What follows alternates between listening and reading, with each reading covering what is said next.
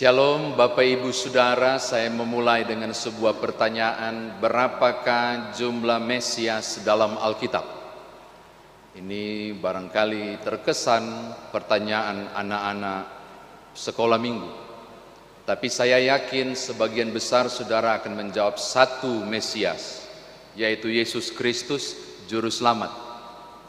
Tapi bagaimana jika saya mengatakan ada dua Mesias?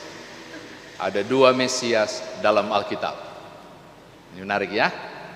Dari bahasa Ibrani Mesias, Mesia, lalu kemudian bahasa Yunani perjanjian barunya Kristus. Dua-dua memiliki arti yang sama, yaitu yang diurapi. Dan ada tiga jabatan di Israel untuk kategori orang yang diurapi, yaitu Raja, Nabi, Imam. Dan kita mengenal pribadi yang satu-satunya disebut Mesias adalah Yesus Kristus, Juru Selamat. Hari ini saya mau memperkenalkan satu tokoh yang ternyata juga diberi gelar Mesias, bukan oleh orang, bukan oleh seorang nabi, bukan atau orang menyapanya, tapi gelar ini diberikan langsung oleh Allah. Sehingga tadi saya bilang ada dua Mesias. Tolong buka Yesaya pasal 45 ayat yang pertama. Oh, itu luar biasa Bapak Ibu.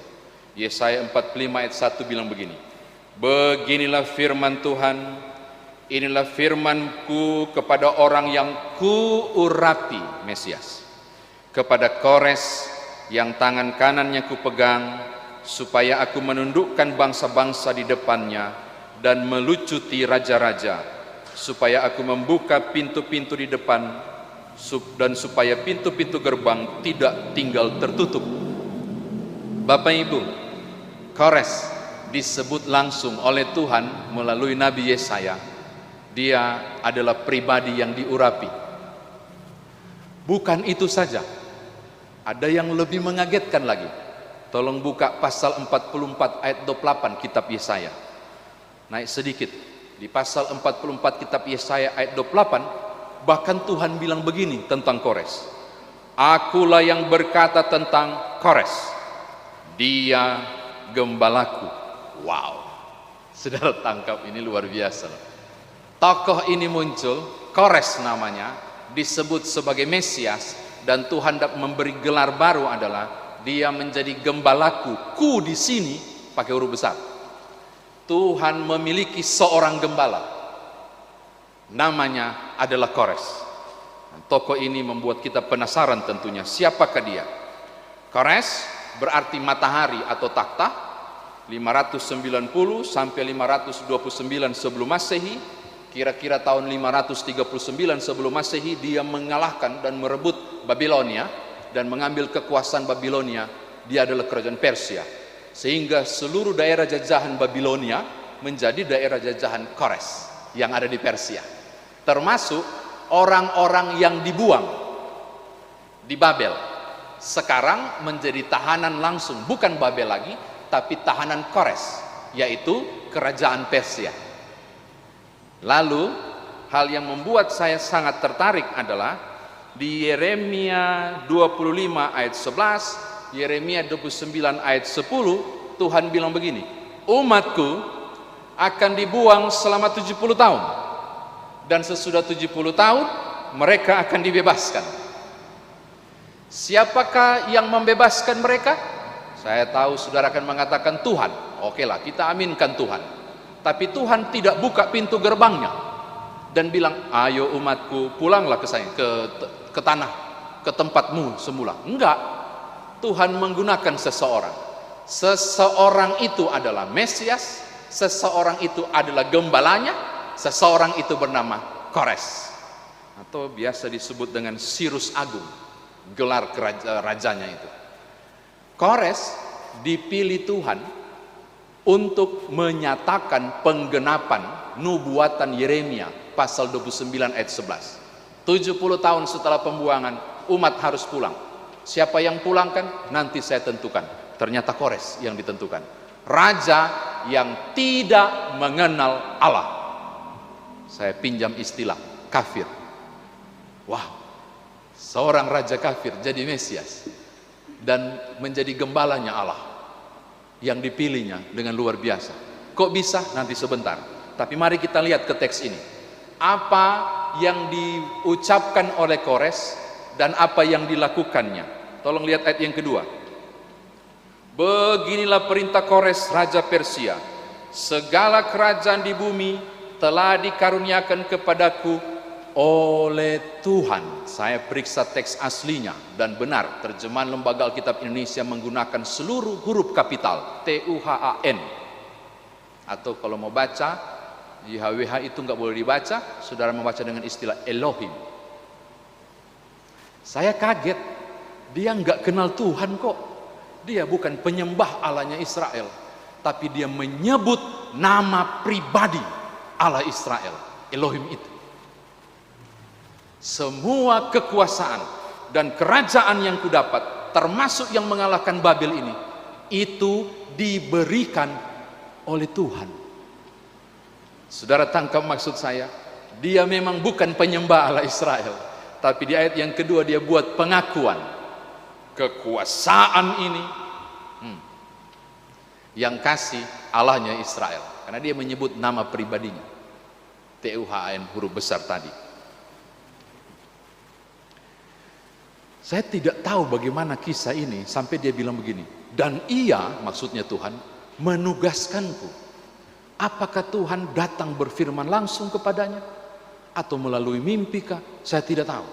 Tapi ini pengakuan iman loh, seorang kafir membuat pengakuan yang luar biasa bahwa kekuasaan miliknya dan si dia itu datang menugaskan saya untuk membebaskan kamu. Jadi kita simpulkan, kebebasan orang Israel ini karena Tuhan melalui Kores. Siapa yang bebaskan Israel? Tuhan melalui Kores. Ini catatan pertama. Catatan kedua, ini lebih luar biasa. Lihat ayat 3, ayat 4 dan ayat 7 yang tidak dibaca ya. Ayat 3, ayat 4 dan ayat 7. Ada beberapa hal yang dia bikin. Yang pertama, siapapun di antara kamu yang datang dari rumahmu dan dibuang di sini, saya mau bilang, Tuhan menyertai engkau. Di dalam pembuangan dia bilang gini, Tuhan menyertai engkau. Sekarang pulanglah. Ini hal pertama. Dia bilang begini, siapapun yang datang dari kampung halaman dan dibuang di sini, saya mau bilang, Tuhan menyertai kamu. Ya ampun, itu salam. Dia mau bilang shalom. Bapak Ibu bisa bayangkan? Ini luar biasa ya. Dia menggunakan salam itu dan sampaikan, Tuhan menyertai engkau, pulanglah. Ini hal pertama. Yang kedua, ini lebih parah lagi. Kalian yang sudah betah di sini, tolong lihat ayat yang keempat. Yang tidak mau pulang dan rasanya betah di sini mau tinggal, silakan tinggal. Maka semua raja Persia dan Babel, dengarkan saya, pasok mereka, beri mereka emas, beri mereka perak, penuhi kebutuhan mereka di sini. Wow. Bapak Ibu lihat, ini sesuatu yang luar biasa. Bahwa semua kebutuhan orang yang rasanya 70 tahun sudah mulai menyesuaikan diri dan tidak ingin pulang ke kampung halaman, dijamin kehidupannya oleh Kores. Ketiga, lihat ayat 7. Peralatan kudus yang tidak boleh disentuh oleh siapapun kecuali orang-orang Lewi yang ditunjuk khusus dan imam, yang dirampas dan dibawa langsung ke Babel, itu dikembalikan oleh Kores. Bahkan dibilang di situ juga seluruh kebutuhan bait Allah akan ditopang dan disokong pendanaannya. 3 hal. Bapak Ibu lihat, luar biasa. Tidak heran kalau saudara membaca Nehemia atau beberapa kisah yang lain tentang pembangunan bait Allah dan tembok reruntuhan. Tidak heran kalau ada kalimat-kalimat yang menarik yang disebutkan, dan kemudian Persia menopang kebutuhan anggaran itu. Daerah jajahan loh, masyarakat buangan, dia juga mengumpulkan biaya dan pembiayaannya. Saya simpulkan, ini Kores memang dipakai totalitas oleh Tuhan untuk misi Allah yang luar biasa. Kores menjadi alat Tuhan untuk mendatangkan damai sejahtera. Kores menjadi alat Tuhan untuk membuat beberapa puluh tahun sebelumnya nubuatan itu digenapi. Maka saya simpulan, Kores adalah penggenapan nubuatan para nabi. Saudara bilang Yesus Kristus adalah penggenapan nubuatan para nabi, kita dapat kalimat menarik juga ini. Kores adalah penggenapan dari nubuatan Yeremia. Menarik ya? Saya kira demikian firman Tuhan ditafsirkan bagi kita. Nah sekarang bagaimana kita bawa dalam kehidupan beriman kita? Tolong lihat nats pembimbing tadi, Roma pasal 8 ayat 28. Dalam segala sesuatu Allah turut bekerja untuk mendatangkan kebaikan. Segala sesuatu termasuk siapa? Segala sesuatu termasuk apa? Segala sesuatu termasuk keadaan. Segala sesuatu orang yang tidak percaya maupun yang percaya. Segala sesuatu sehat atau sakit. Segala sesuatu sukacita atau duka cita. Apapun Tuhan bisa menggunakannya untuk mendatangkan kebaikan. Hari ini nas pembimbing ini dapat contoh yang tepat, yaitu pada peristiwa Kores. Tuhan bisa pakai siapapun.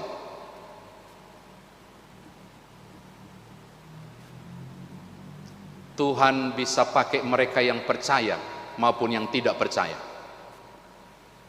Tuhan bisa menggunakan suasana yang baik maupun tidak baik untuk mendapatkan kebaikan. Tuhan menggunakan seorang raja yang tidak pernah menyembahnya, yaitu Kores, untuk pekerjaan yang besar pada penggenapan janji-janji. Menggunakannya sebagai gembala, menuntun Israel, Yehuda, berarak pulang ke kampung halaman. Kalau Tuhan bisa memakai orang yang tidak menyembahnya, pertanyaannya adalah bagaimana mungkin Tuhan tidak memakai engkau dan aku yang menyembahnya? Saya menegaskan ini kepada saudara. Kalau Tuhan bisa pakai Kores yang tidak menyembahnya, aneh rasanya kalau Tuhan tidak memakai saudara dan saya yang nyata-nyata menyembahnya. Pertanyaannya ini kayaknya harus dipertajam. Atau jangan-jangan engkau dan aku yang menyembahnya tidak bersedia dipakainya untuk rencana-rencana mulianya. Ini penting. Ini penting. Maka saya mau bilang begini di aplikasi pertama, Bapak Ibu. Allah bisa memakai siapa saja, termasuk Tuhan memakai saudara untuk rencana-rencana agung dan mulia. Kita harusnya malu pada Kores kalau kita tidak tergerak untuk pekerjaan-pekerjaan mulia bagi Tuhan. Harusnya kita rasanya gelisah dan tidak nyaman baca teks ini, sebab Kores yang tidak percaya, ringan tangan dan ringan kaki untuk pekerjaan itu. Maka hal pertama saya mau bilang begini kepada saudara, pikirkanlah, engkau tidak pernah kebetulan terlahir di dunia ini. Engkau tidak pernah kebetulan menyandang status tertentu atau profesi tertentu sekarang ini. Engkau tidak pernah terlambat memegang satu alat tertentu. Ini aku mau bilang ke teman-teman IT yang lagi lihat nih, pegang kamera, kabel sekali. Engkau tidak pernah kebetulan. Sebab dalam segala sesuatu Tuhan bisa menggunakan segala sesuatu untuk mendatangkan kebaikan. Soalannya, apakah aku melihat diriku ini sebagai alat Tuhan untuk mendatangkan damai sejahtera? Kan itu soalnya. Maka sekarang tiap saudara bercermin di rumah, pandanglah cermin itu dan lihat pantulan wajah saudara dan tersenyumlah.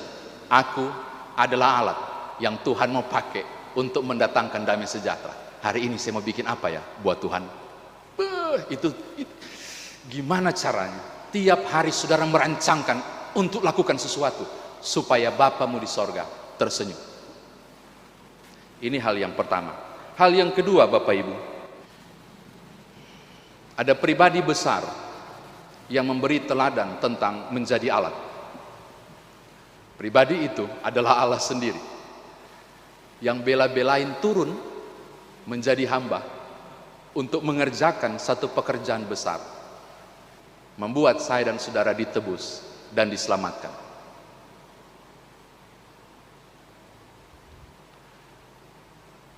Ada seorang kaya muda, orang muda yang kaya, sangat kaya. Salah satu buku di buku 1500 cerita bermakna kalau nggak salah saya baca. Datang kepada pertapa dan berkata, "Guru, mengapa Tuhan tidak adil?" Pertapanya cuma menjawab, Dia lanjut lagi, "Mengapa dia menciptakan jurang pemisah yang cukup kuat, cukup dalam antara si kaya dan miskin?" Pertapanya hanya jawab, "Contoh di kampungku."